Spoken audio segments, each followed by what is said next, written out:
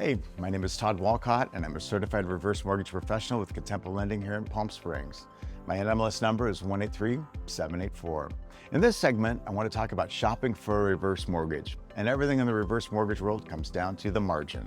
The margin is the percentage rate added to the index, which is the one-year treasury bill that determines your interest rate. So if the margin is 1.875 and the index, the one-year treasury bill is 4.136%, then your interest rate would be 6.011%. However, if your lender is only offering you a margin of 2.5%, then your rate would be the 4.136 plus 2.5 for a total rate of 6.636%. The margin is also the percentage added to the 10-year treasury note that determines the expected rate, which is the rate we use to calculate the principal limit, which is your base loan amount.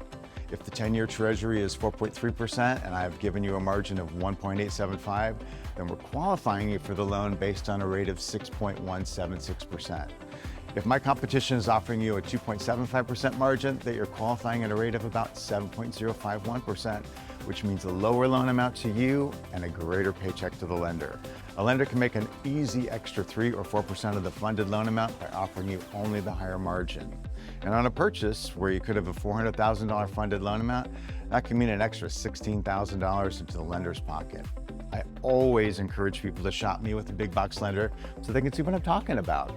Which brings us to the difference between a compliant estimate and an ethical estimate.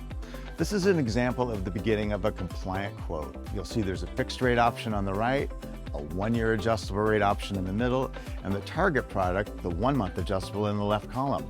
I see this all the time where lenders only show you one adjustable 1-month option, and it's usually got a 2.5 or 2.75% margin, giving you the impression that's the only 1-month adjustable rate option available, and that's not the case.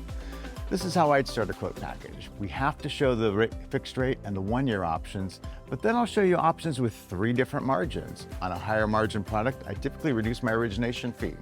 If a borrower wants the lowest margin option, then I'll likely charge the standard origination fee, which is 2% of the first $200,000 in value and 1% of the remaining value up to a cap of $6,000. The $6,000 origination fee is negotiable.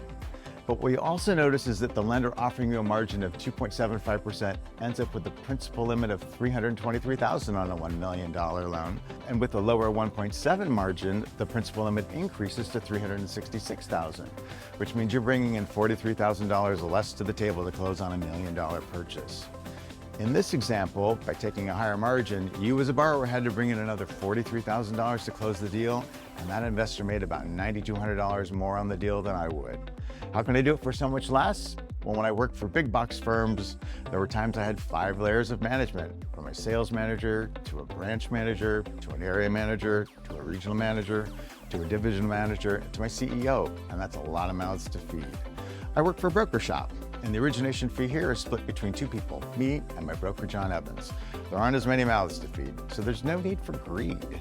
And greed is one reason I think reverse gets a bad reputation, especially when we're dealing with the elderly.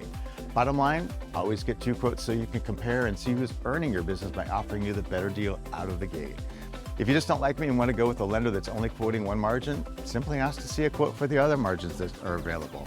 If they say they don't offer any margins, it's time to move on and shop another lender. If you have any other questions about shopping, reach out and give me a call. I'd love to talk.